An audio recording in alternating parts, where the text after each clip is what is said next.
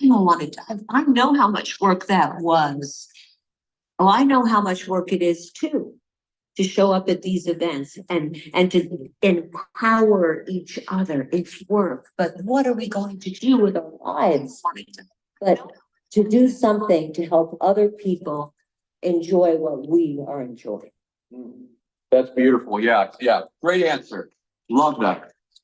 That was a great answer. I'm feeling a little intimidated here. Ryan comes and brings this thing. I fill up a mountain for you, and the fourth grade teacher's quoting Shakespeare. I hardly know what to say. Well, Steve, speaking of not knowing what to say, I've got a question for you. Because when you talk about, you and I've talked quite a bit on the podcast we did about your decision to join this company. You were a lawyer like Pat Sung. Where's Pat? Pat somewhere. I wasn't actually like Pat. He was competent. Oh, okay. Well, so but you had gone to school. You had started a practice, a part of a practice, and all of a sudden Blake comes in with this crazy idea that Sandie and Nedra and you guys are out doing, and you had to make that decision of do I quit? Do I quit my law? Do I throw that away? But when was your all-in moment? Like when did it happen? I guess maybe I'd say it like this. You don't become a fourth grade teacher without being all in. Right. Yeah. There's a period of time when you're going through some intense training. You don't become a lawyer or whatever you are all, without spending a period of time really investing yourself. And so I haven't thought about it in these terms, but you caused me to think that the real question was, is this something that I could be all in about? This business that Blake and Sandie and others were talking about, is that it have those characteristics. And so I was asking myself the same questions you've all asked yourselves, and that everybody you talk to asks themselves is, can I be all in on something like this? And the ingredients of that caused me to feel like I could do this and love doing this and spend my career and my reputation and my life doing it were pretty simple. Are we going to create great value for the public? Yeah, well, yeah, we were committed from the very beginning to make the best products we can, so that when any of us talk to anybody about being involved in this company, if we could talk them into using these products, we could walk away confident that their lives would be better because they did.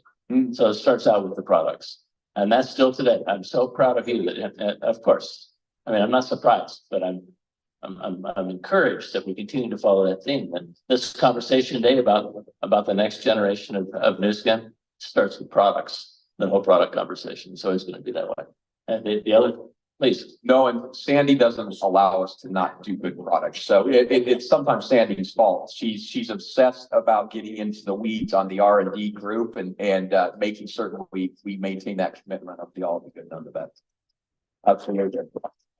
So, Steve, I would love, and Colleen sitting in the audience is a beautiful pig. I would have loved to have been a fly on the wall when you walked home one day and said, Colleen, I'm all in with Blake and Sandie on this harebrained skincare company. I'm leaving law, honey.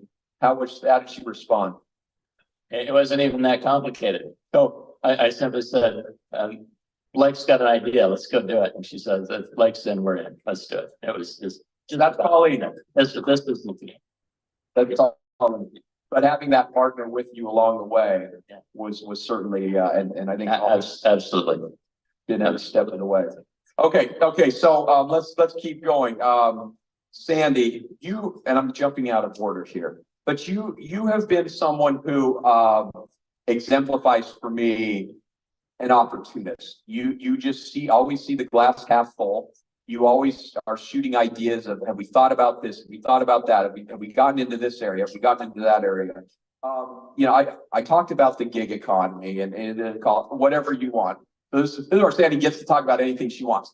But my question, Sandie, is, do you see the world like it just seems with social media that like literally everyone wants to start their own business today? And I don't recall it being that way back in the 80s and 90s. Have you seen a shift because you're very active on social? I mean, she comments on literally every single post that I've ever seen. Do you see people like that's the world? Is it just more open to opportunity today, or is it different, or is it the same? What's your view on this? Well, I do think that the world is becoming more and more enlightened. I look at it as we're improving as a culture. We're seeing wars now as really a bad thing, not something like, oh, whose side are you on? we're progressing as human beings. And so as we progress, we feel more and more ourselves, we want to become better. And the more that's out there, you see the possibilities of how to go wrong and how to go right. And if you're choosing, because we are one decision away from a totally different life, if your choices are motivated by love, you will be making the right choices for you and other people. And I really believe the world is improving and not going to heck in a handbasket, as many people like to theorize. Because the more you read, the more you see in history, there were hideous things done. And now we're seeing, gosh, maybe Christopher Columbus shouldn't be the discoverer of America because he did these things, because we have a moral conscience now about a lot of things. So as a humanity, we're improving, and as that humanity improves, we want to be independent. We feel empowered, and we seek opportunities that will empower others. That's why our community of New Skin, when people join us, they feel good because we feel good. And to that point, you know, it's interesting. Our business kind of ebbs and flows, like the male, female demographics shift and evolve over time. Better and better. Yeah. It was funny. I was in a meeting with a bunch of women and they said, how do we get men in the business? That made me laugh because I mean, in the beginning, right, Steve? It was a male. I was sometimes the only woman in the room. So it was a very different beginning. And we have, of course, I like to think, improved in that direction as well, where we've been more inclusive with the women. Yeah. Yeah, and just so happens to be 51% of the world's population is female. So how do we open that world up? So it's been amazing to see that balancing in our business. And by the way, I will say in the direct selling world, we're again integrated beauty and wellness.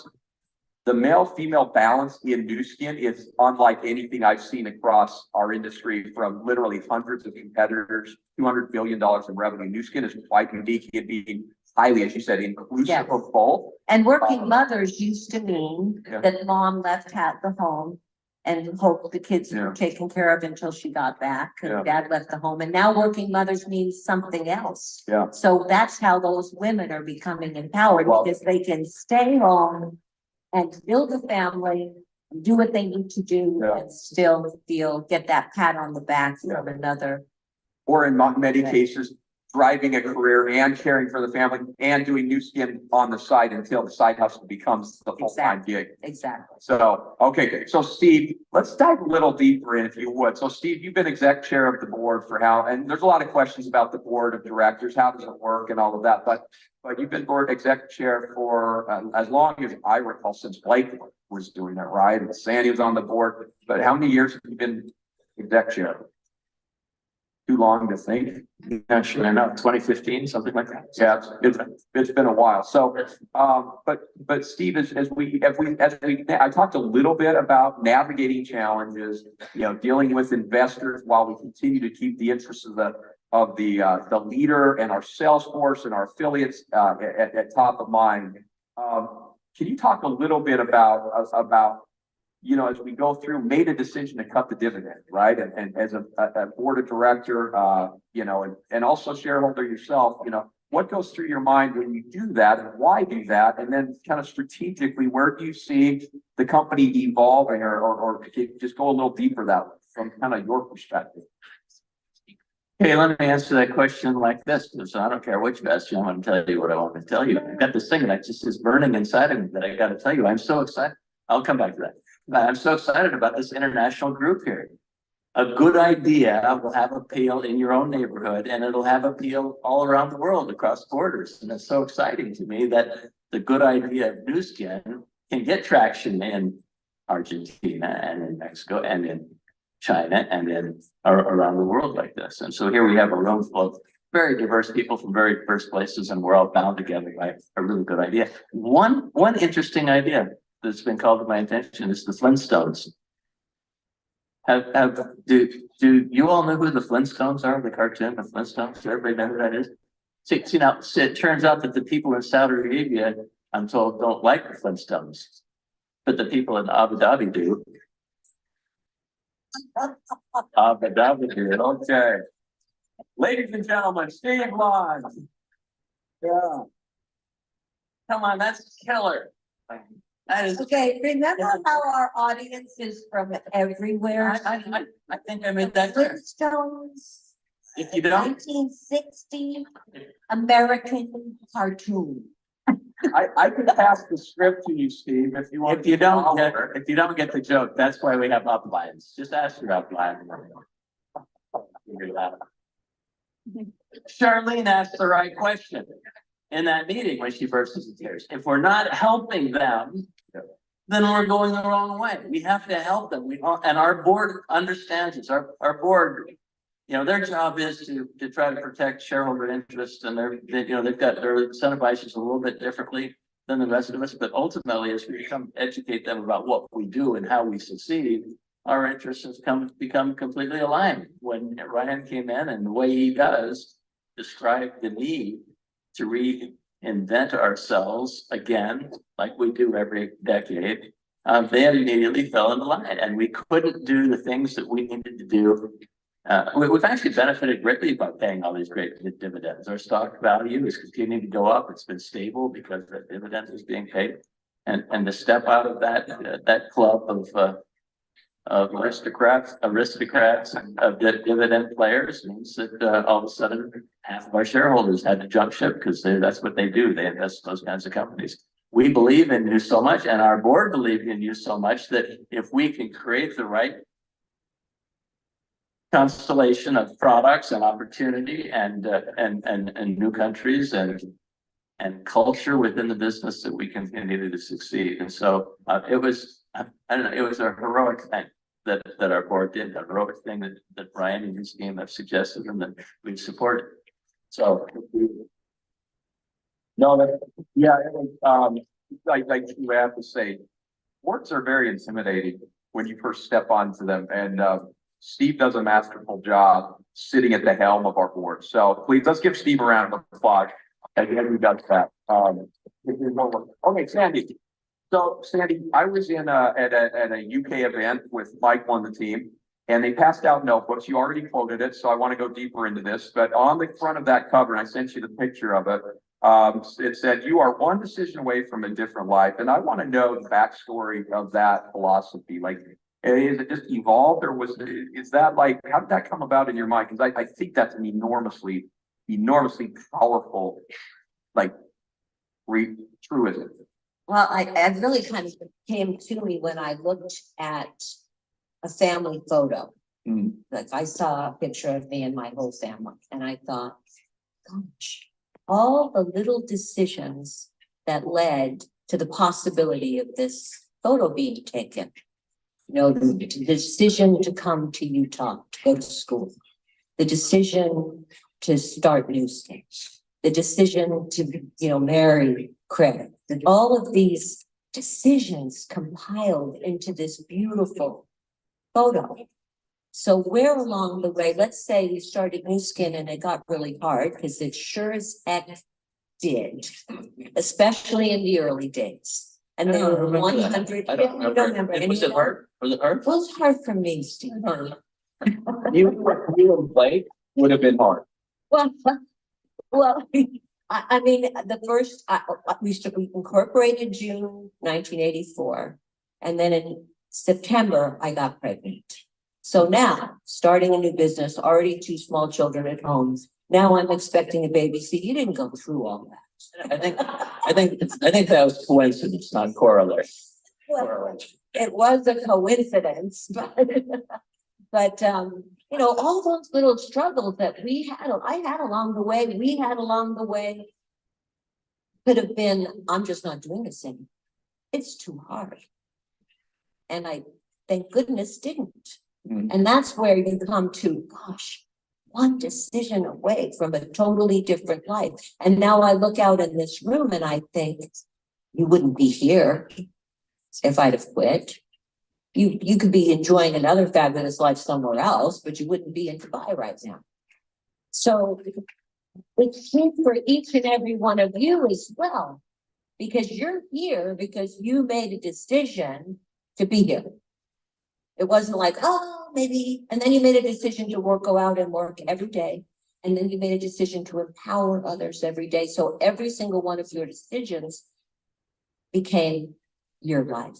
And all I know is I hear every day, because I am participating in social media, I get beautiful direct messages from people saying how I changed their life. And I really have to remind them it was not me. It was you that changed your own life by believing in yourself and a new skill. So one decision away from a totally different life.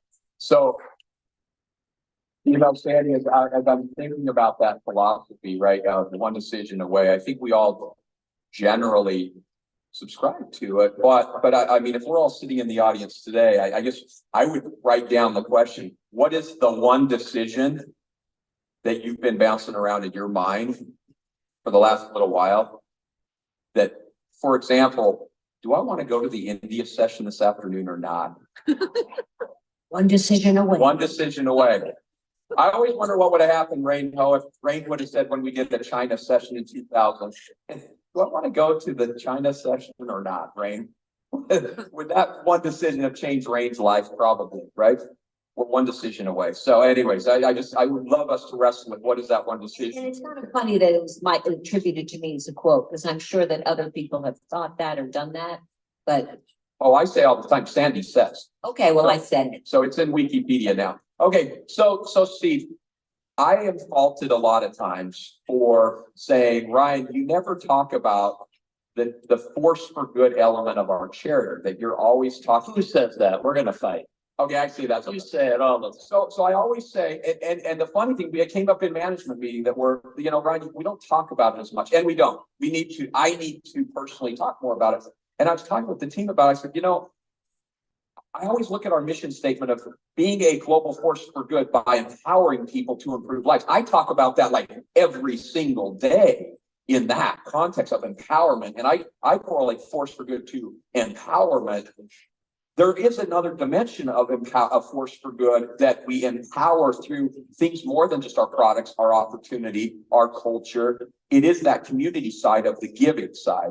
And you're also chairman of the Force for Good board. I keep talking with Sandie saying, hey, Sandie, like, let's get Sandie doing it, because Steve's got about 13 hats that he's wearing. But she's on the board as well. Blake's on the board as well. All the goodness of their heart, they put up with us as we suggest different ideas, and they redirect the giving efforts of the company.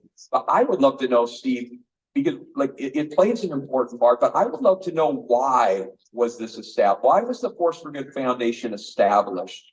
And why did you centrally focus on children when it was founded?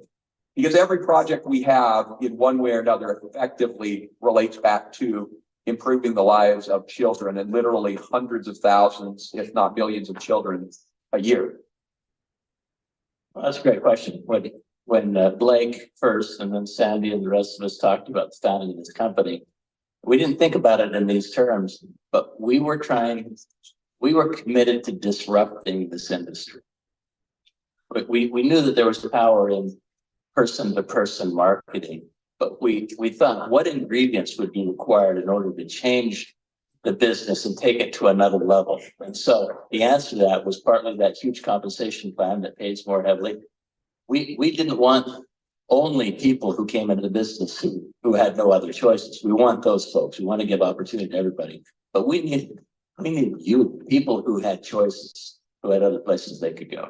And so how do you create a culture that would be appealing to highly talented people that could train other people to become highly talented, was the question.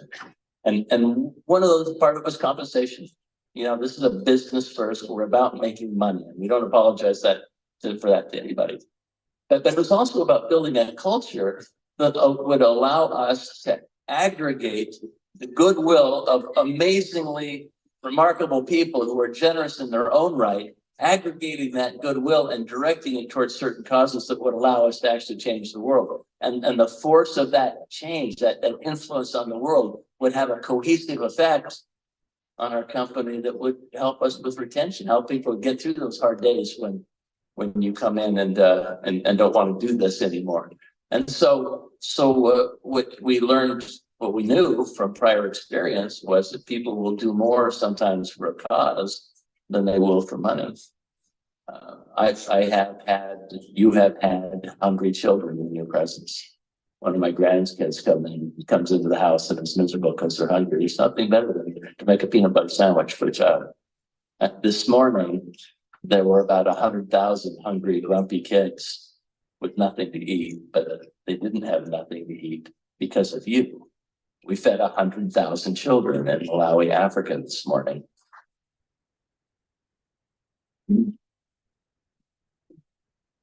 So there are a lot of reasons for coming to work in the morning, but this job's not that.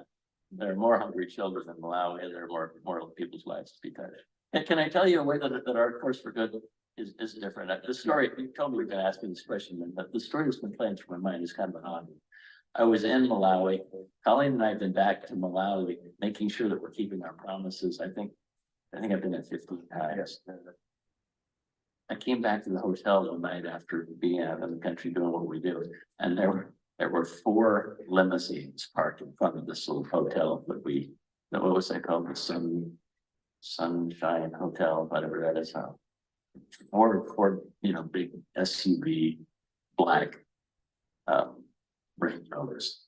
And I thought, well, there's a dignitary here, obviously. I came in and somebody meets me at the door and says, a member of the president's cabinet is here to meet with you. That's her entourage who's waiting in the lobby.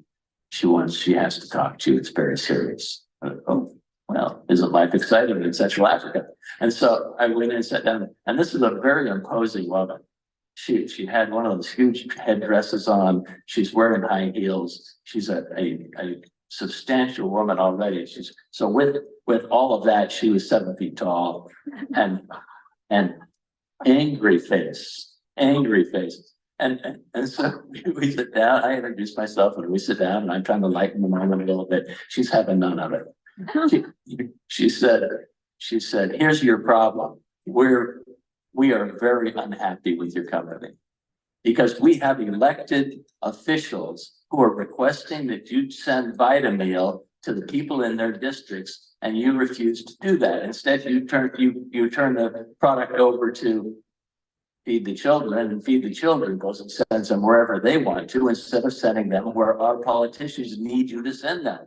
Now, you're going to need us as your friends at some point in time, and so I need you to listen when we tell you to send product to certain places. Now, at the time, the first thought that goes through my mind is, I'm being asked to compromise here. Because what she was saying is, our politicians want to use your product to buy votes and to buy influence. And we were being very careful to make sure that we were sending product where product needed to go. We're working with very professional charities over there who knew where the hunger was and the food was going there, not to serve a politician's need. And so I said to her, well, I hear what you're saying, and we certainly want you to be happy with this. But we would hope that feeding tens of thousands at that point of children every morning would make you pretty giggly happy with this already. But I have a problem. And if I were to go back to my board, to my people, and tell them that we were being forced to give our product to people who needed it less than people who were starving, they would close this country down and we would move on to another country like tomorrow morning. They would not put up with us misusing the money that's being contributed to do this thing. And we can't do that. If we're going to stay here in Malawi, we've got to be free to send the product where the children are.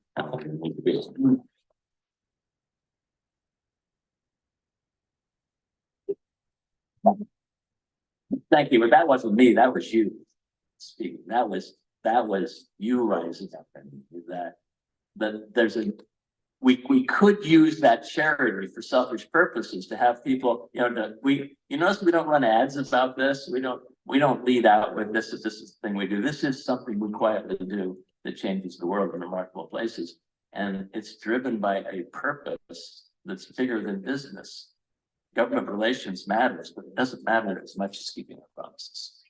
I love that. I love that. And speaking of Nourish the Children, we are very rapidly approaching an enormous milestone for that. And maybe just mention that because we're close on our meals, right? Yeah, I hope that we're thinking about the same number. I know we've been closing in on 800 million meals. Yeah, well, and in fact, we are above. I like to say billion. We're closing in on a billion. So much better. 800 million, come on, billion. Well, like, No, let's not be mandy-pandy about this. If we keep doing what we're doing and you do what you can do, 1 trillion meals. So I would just, as a reminder to everybody, listen, this group in this room controls or influences every single one of our New Skin people around the globe. We need to hit 1 billion meals. If we could all double down with our teams, communicating the importance of Nourish the Children and feeding literally over 125,000, let's get to 150,000, let's get to 200,000 children a day feeding that. We are so close. I would love to be able to, the live event, to say within our 40th year, so we got 12 months, guys, from June, let's hit 1 billion meals. Are we in? We in? We got some work to do. Okay. So in the last couple of minutes, I have just rapid fire question for you. So you're both sitting here and you have been at the helm of this ship for the last 40 years. In the next 40 years, Sandie, what do you see New Skin becoming in the next 40 years? Well, I see a family of people that are motivated by love to empower others through our force for good, through our products, through our opportunities, and creating families that will continue in that same spirit of giving and empowering. I think it's bigger than the well spa. It's bigger than anything we can imagine. I've often been asked, oh, did you ever imagine that New Skin would become whatever it is right now? And I would say no, because it's almost impossible to imagine how exponentially goodness can grow. But this company can grow and grow and grow because we have the potential. We have every tool we need for success. We have the leadership, we have the products, we have the corporate support that is supporting you. You're not missing anything but your energy and whether you'll be part of that or not. 40 years from now, I don't care how much of Dr. Joe's stuff I take, I probably won't be alive, but I'll be watching. If you keep taking it, You never know. you spend. So, yeah. Okay, Steve. Last remark. 40 years. Where do you see this? What do you see this company? You think 40 years is on the other side of the prize? I think you've got a good 40 left in you. I think you got a good 40. Yeah, all that. I believe all that. The thing I love about this company, just sitting here with you, the thing that comes to my top of mind is decency. Our involvement together has us doing the most decent thing that I can imagine. In this world, to have integrity and decency become viralized and contagious and spread around the world and even into India and all the places that those learnings open to us is a remarkable thing. There's not, yeah, Sandie, we're growing as a race. I hope. At some corners it seems like we're getting worse, and it seems like it's 2 steps forward and 3 steps back sometimes. But what we're doing here has, it's going to matter to us financially and economically, and that's important and that's good. But it's also, the more that people like you go out and influence other people, the better this world will be. And what I see in 40 years is a better world because of the light that comes out of this room. Integrity, love, decency. This is our founder, these are our founders, Blake, I wish you could have been here. I guarantee there's no way I could have stuck to this script at all, right, with these questions in place. So Blake, I appreciate you not showing up for this. And by the way, we recorded that. It'll be on the Empower podcast. So we just have both of these. Check it out, Apple, Spotify. You can check out the podcast. We do stories of many of you. We've already recorded several. I think the next episode, Rain Hose dropping. We've got Thomas Kobler, we have a bunch of people, but it's just so great to have our founders here and steering this forward. It is a great responsibility to continue the foundation that you've built, and I'm looking forward to doing it with so many of you. So thanks. Let's give a round of applause for our founders.